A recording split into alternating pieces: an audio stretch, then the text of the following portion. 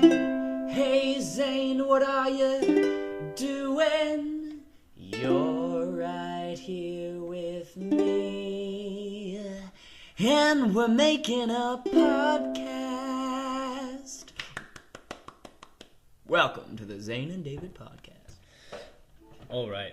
So, David, do you want to introduce our theme of the week? It seems like we're going like back and forth week to week, making a theme and then not having a theme and stuff like that. Apparently, we didn't have one last week. This week, the theme is. Sorry, I'm trying to open a Fruitopia, and it's kind of a challenge. Hey Zane, what do you say we talk about challenges this week? I think that's a great idea. I'm up to the challenge, David. Ah, good one. I couldn't think of a good rebuttal. So I guess I'll start by asking you a question. What do you think is like the most since we're kind of caught up in like school life and stuff, what do you think is the most challenging thing you've done like academically? Like it could be the hardest thing to do at like a specific time, like, you know what I mean? I know exactly what you mean, and I will answer you honestly and quite bluntly right here and now. The hardest thing I've done since I've been back is trying to register for FA 2. And, okay, hold on, here's the thing. This is why it's pathetic, is because this is the third time I've been enrolled in FA 2, and it's still hard to get all the codes and sign in and stuff, and so hard I dropped it, or I'm going to drop it for the third time in a row. So I hope they have it in the summer, because I need to graduate, and that's the most challenging thing. I'm guessing I'm going to turn the question on myself, actually. Zane, what's the most challenging thing you've done this year? Well, I was going to talk about something else, but if you want to talk about this year, are you limiting me to this year? Just whatever. I was trying to help you out. Okay. Come on, damn it, Zane, we're on the air. I remember when I was doing my victory lap in high school, like around the holidays, all the art departments, like the dance, visual arts, music, drama, they put on like a show right before the holidays start, and usually the senior drama class will close the show and stuff. And I was mentoring the class, kind of like I mentioned last week, and my teacher, who was supposed to be directing it, she was all pregos and stuff. So and stuff, you know what that means. And well, I guess and stuff was and not present because she was having a baby. Yeah, she was. Okay, you sound so creepy. I know. I wish I took it back the minute it came out of my mouth. And anyways, so with no one left to direct the show, I was directing it. Zane. And well, me being like, I don't know, I was like 18, and I was directing a bunch of like 14, 15, 16-year-olds. It was it was kind of like the hardest thing I've ever had to do, considering like it was a job meant for a teacher, and I didn't really have the help of a teacher to lead me along. And so since they were like my peers, they a lot of the times didn't take me seriously, and it was like I lost like a year of my life in like a week. But that Zane, that doesn't add up. I mean, math is challenging for me, but I don't know. Well, can you please try and explain that? I can't get over your joke. Your joke. He had air quotes, and I resent those air quotes. I'll take them back, whatever. But yeah, it was rewarding in the end because it was beautiful and everything, and I got to name the piece. My other teachers who were running it. Did you name it Zane? I should have. But you should have. They wanted like a traditional name, like something that has to do with the actual play. Mm. But I called it "This is a Spider Bus," and that means nothing to everyone except pretty much me and my friend. So that was kind of my hardest, the biggest challenge, I think academically, at least for me. Cool. Yeah. So, we're back with our theme of challenges, and Zane and I are quite the hilarious friendship. So we were in res together in first year, if we hadn't already expressed that. We shared a wall. He was in one room, I was in the other. We shared a wall, and we challenge each other to things, various things, and we do them, and one of our best challenges, no, I think maybe our best challenge to date, was our challenge of fuck that shit. So the rules of fuck that shit are simple. If one person asks the other person to do something, like, hey Zane, you want to go out tonight? And the other person says, No, I don't want to go out tonight, David. I say, Zane, come on. And then Zane says, no, I really have to do something. I can't go out with. And I say, fuck that shit. And then I have to. just he has to. It's as simple as that. You're looking for another rule, but there is no other rule. You just have to do what they say. And you can't fuck that shit or fuck that shit. Yeah. So if I say, Zane, come out tonight, and you say, fuck that shit. Wait, if I no, say no, you say no. Say no. And then I say fuck that shit, you can't say fuck that shit to my fuck that shit. Exactly. I apologize for our crude language. I didn't realize sorry, how crude Danielle. it was until now. Yeah, sorry, Danielle. Shout out to Danielle. Shout out to Danielle, our big smiley viewer. Okay, so where was I with the fuck that shit? Oh, anyway, so fuck that shit. I don't know where I'm at anymore, Zane. Well, I remember one time, I think we were eating dinner at like the Croc or something, and you wanted to go to Sam's. It's this place, I think. Did we say it? Sam's. We talked about Sam's. It's that great place for first years to go and go. Just go. Yeah, and I didn't really want to go, and wait, was this a fuck that shit challenge? For the sake of the story. Oh yeah, it was a fuck that shit challenge. I got it. I'm back on track. And so, so Zane had a picture, one mini picture. Well, then when we were at dinner, you said, Zane, come with me to get a mini picture at Sam's. Yes. And I was like, I don't really feel like it. And of course, classic David says, fuck that shit. So I had to go, and then I think while we were there, I got a mini picture, like we said, and then you told me to get another one. And he said, I don't really want to get another one. And I said, fuck that shit. So, and I don't remember how, but he ended up tricking me into... No. What it was, I think, is you got the picture, and I said, or you got the mini picture, and I said, chug the whole thing. And you're like, no. And I said, fuck that shit again. I think I didn't say no just because I knew you'd say fuck that shit, and I didn't want you to do that to me, so I just did it. And I'm pretty sure we do that. At least we used to do that a lot, where we knew the other one was going to say fuck that shit. So we would just do it anyway. Yeah. That's the only reason Zane agreed to live with me. He said no, and I said fuck that shit. Pretty much. And I feel like... Did you puke? Did you spew, Zane? I feel like that's part of the story that you spewed. I didn't that night. I remember I went out with like some other people on our floor, and this is a story. Okay. So you know Devin. I know Devin. Shout out to Devin.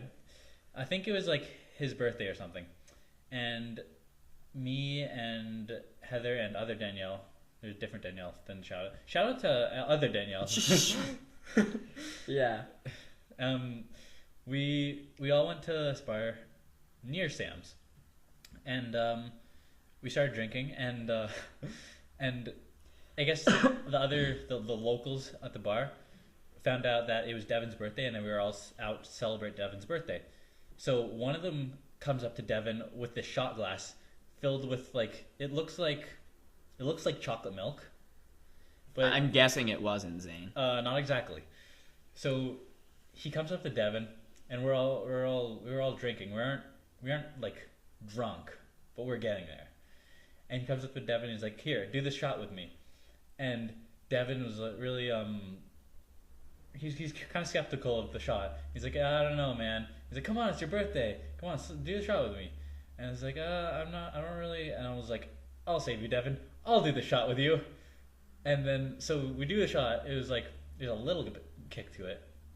And I'm like, "What's in this?" Like Bailey's something. And I'm like, "Oh, cool. What's it called?" He leans into me and he says, "It's called a duck fart." And that's yeah. Trust me, it tasted better than it sounds. But then later, it's very challenging not to throw up all over the microphone right now, Zane. Thanks for that. I imagery. I don't like farts. Sorry, go on. This is important. You don't like ducks. I hate ducks. And then, I did throw up later that night because it has nothing to do with the duck fart. I swear.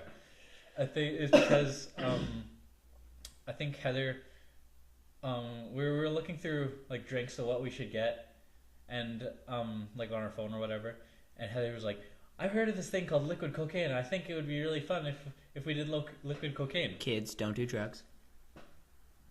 Yeah. So I was like, "I'll do liquid cocaine with you," but then it ended up just being me.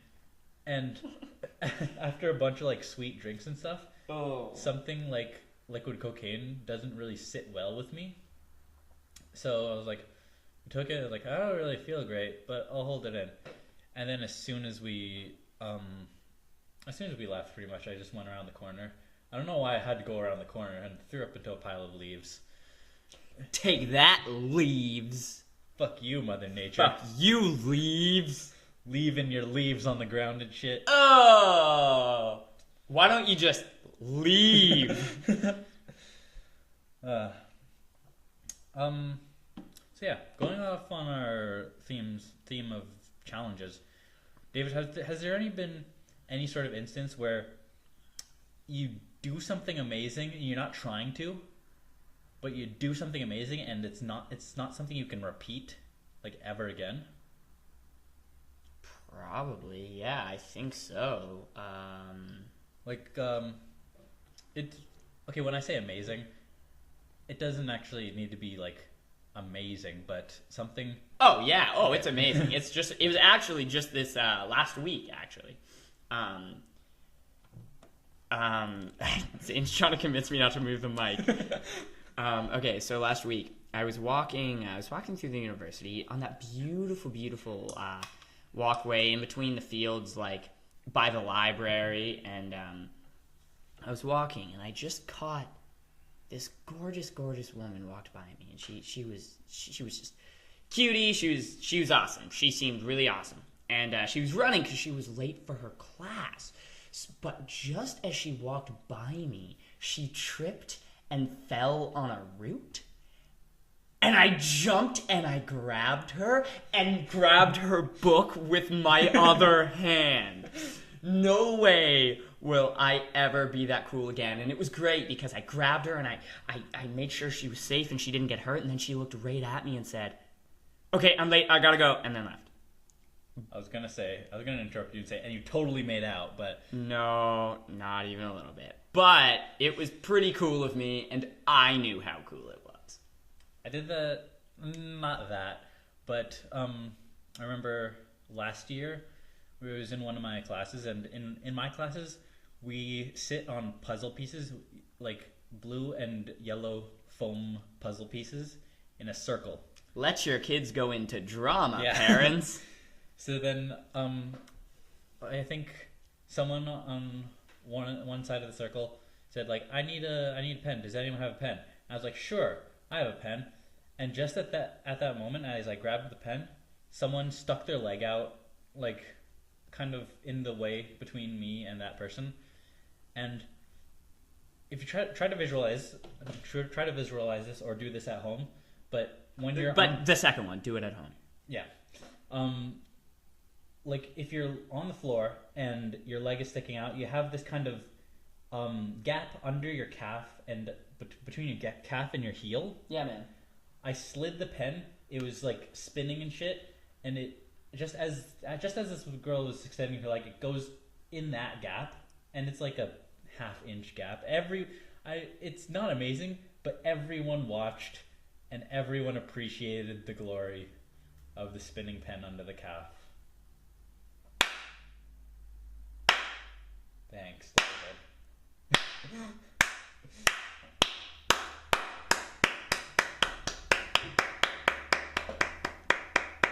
That was fantastic. That was not a sarcastic slow clap, by the way. Okay. That sounded pretty impressive. And are there any sort of, can you recall any time that that you did something kind of just either that took a lot of work or a lot of time that didn't really seem to be for almost no reason at all? Yeah. Well. But you played it off like whatever. I do this kind of thing all the time. Yeah. See, it's hilarious. I'm not sure whether. Yeah, it's hilarious. Well, all I'll say is Yes. That's a good question. You want me to go first? You can go first. Okay.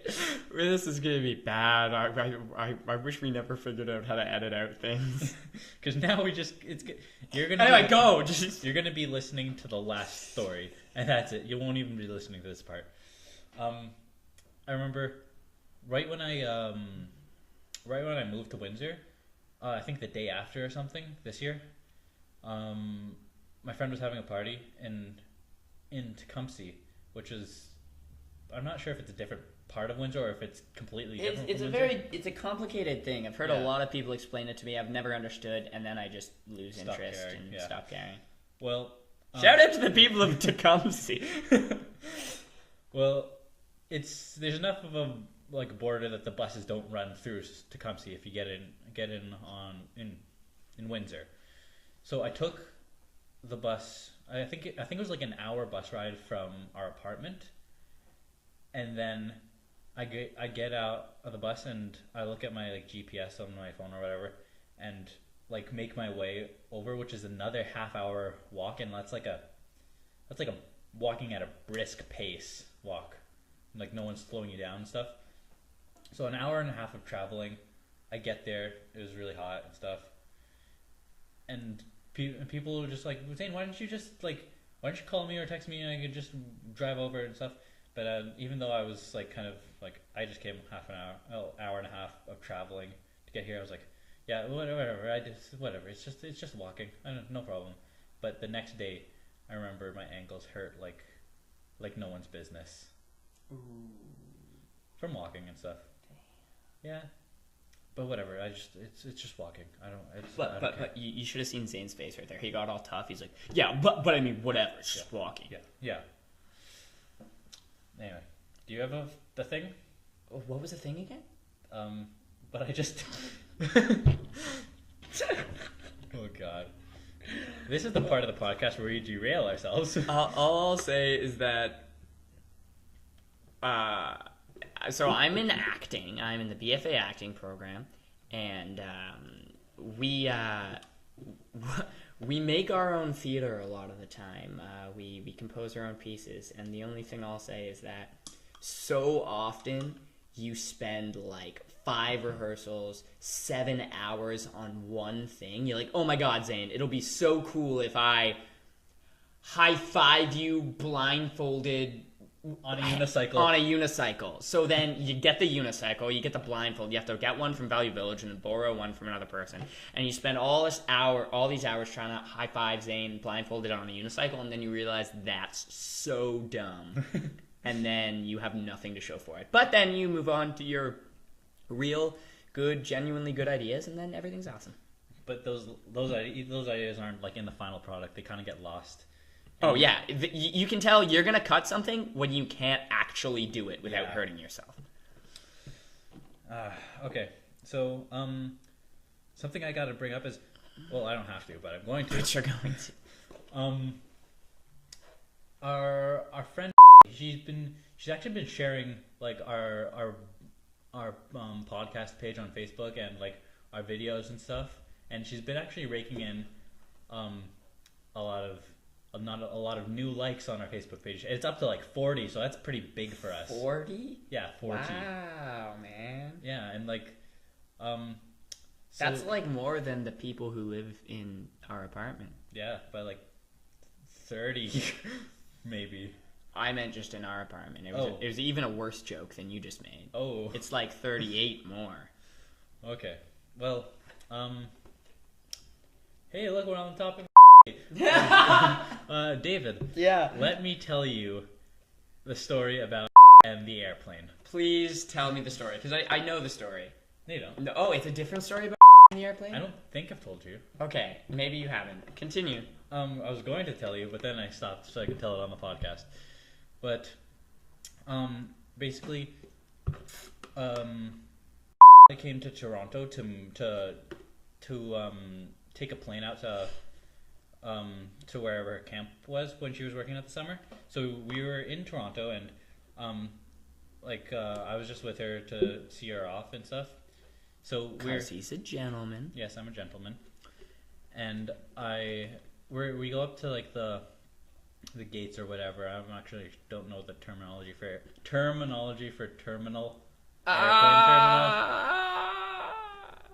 Yeah. So we get up to that point, and like people are like weighing her bag and stuff, and she was going over the rules like earlier about what you can and cannot bring onto the airplane, and one of the things was batteries, and it was kind of a vague rule. So she's like, can I not bring any batteries, or like is it a certain kind of batteries? I don't really know. And I was like, you're probably fine. So pack them anyway. And it's like, okay, I'll pack them anyway. And her bag ended up being a bit too heavy, so she took the batteries out of her luggage, and right in front of this woman who was like weighing her bag, and she's like, I was thinking, just ignore the batteries, just don't bring them up. She says, I have batteries.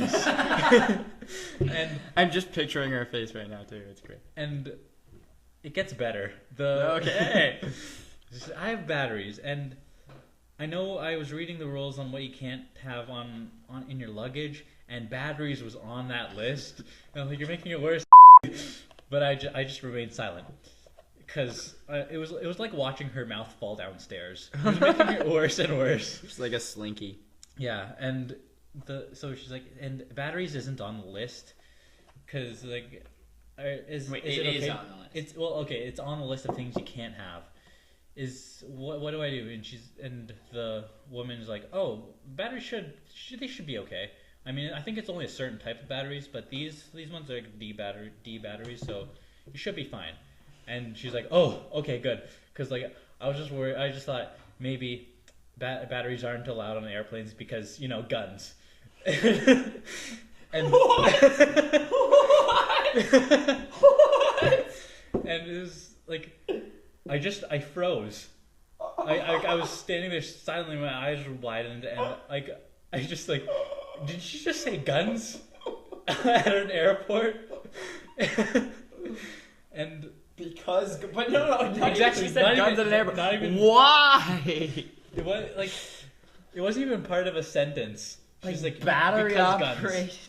Well, yeah, people make homemade guns all the time, and Okay. well, not all the time, but people are known to make homemade guns, and batteries can be one of the components. I understand why batteries Really? wouldn't be. I didn't even know that. It's true, and like, but the best part was it wasn't even part of a coherent sentence. It wasn't because maybe someone might make a homemade gun with a battery. It was because guns. And I was sure like security was gonna come over and like throw me in Guantanamo Bay, but like That would have been a good podcast. story We're just So- Zane live from. from Guantanamo Bay, and yeah, and so yeah, and I was gonna tell that story over when here like last week or something. But we ended up talking about her camp. Yay! Tell me a little about our camp, Zane. Well, I'm about to... Oh, I can't... Yeah. I can't exactly tell all about it, but one of the stories she had... we were going to use her name. No. Well, no, we were going to say just not... But everyone knows who that is. Yeah, but they don't. Everybody knows who that is. It doesn't matter. She's the only one who listens. When you get fired, you will let us know. It's okay. It'll be fine. So we're No, I'll tell you. I'll explain why it's okay later. Anyway, we were talking about stories about her camp, and she was telling us about this one kid who was like, stop hyperventilating into your cannon of Utopia. Okay, one of these kids was writing home, and I guess he was talking about like something negative to do with the camp, like I really miss you, Mom, and I don't really want to be here, or this person's bullying me, or whatever. I don't exactly remember, but I guess he read it because apparently that's like there's like a screening process, which David and I don't particularly agree with, and then took the letter and didn't give it back, and didn't send it either. And this kind of struck me and David as kind of how would you describe it? May I go off here? Kidnapper-ish. Kidnapper-ish. But the best part was like, it's like, wait, so you don't let them write home? And then she's like, no, of course, David, we let them write home, but only if they're saying good things about the camp. I'm like, excuse me? She's like, no, it's just us as the counselors know that we're doing a good job with them. So if they say we're not doing a good job with them, we want to make sure their parents don't hear that. So we're not kidding, by the way. This is legit real life. And so we keep going. We're making jokes, but we're not actually joking. So what you're doing is you're screening the letters to make sure that they're only saying good things. And you can. Yeah, exactly. Like if one of the letters was said, "Dear Mom, I'm having a terrible time. Is hurting me, and and I'm just having an awful time. The kids are mean to me, and they're not feeding us, and everything's on fire. Like, I want to come home." If that was in a letter, they just wouldn't send it. And I said, why wouldn't you send the letter home? And she said, well, because the kids aren't allowed to go home. And I'm like, did you just hear what you said? And she's like, oh, haha, David, no. They're allowed to go home just after a week. And I said, so if they want to go home before then, they're just not allowed? She's like, no, we just don't send them home. So that's fucked. Send your kids to camp. Yeah, it's a great especially experience. Overnight camps. Like, there's lots of bonding, canoeing, I'm guessing. Bonding, by bonding we mean tying kids up and throwing them in a cellar where they can share their stories. Unless they're negative stories. Then they don't get to share them. In which case they don't get freedom of thought.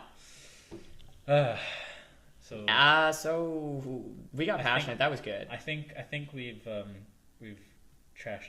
Shout out to. We shouldn't have used your name, but we did. And thank you. So I got a segment.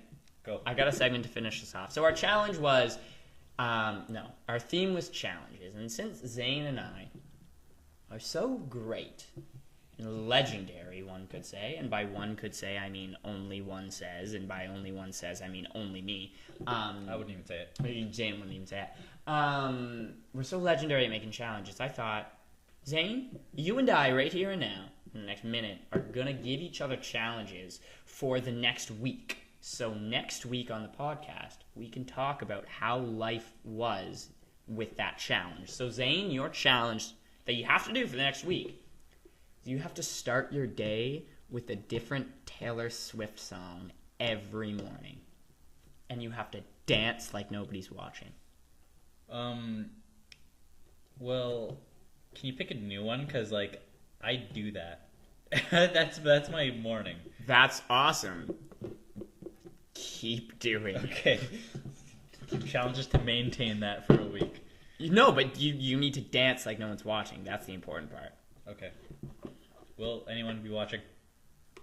No, but that's the point. Okay. Like no one... Damn it, Zane. All right. Your challenge is... you have to pick one person that you see on a semi-regular basis. Not someone in your class that's unavoidable. Okay. And you're not allowed to look them in the eye. Oh, that's good. Zane. That's great. Okay. And you're not allowed to tell them who they are or why not looking them in the eye. I already have my answer and it's so good. Okay, cool. Awesome. Okay, amazing. So that was the challenging podcast of Zane and David. Zane, do you have anything last remarks?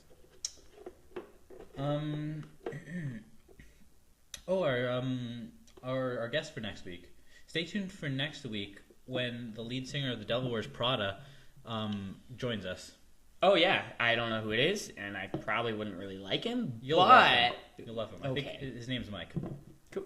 Also, if you're not doing anything this Friday, speaking of challenges, somehow go to the Green Bean and watch David Jackson play his gig because it's gonna be awesome. What time is it, David?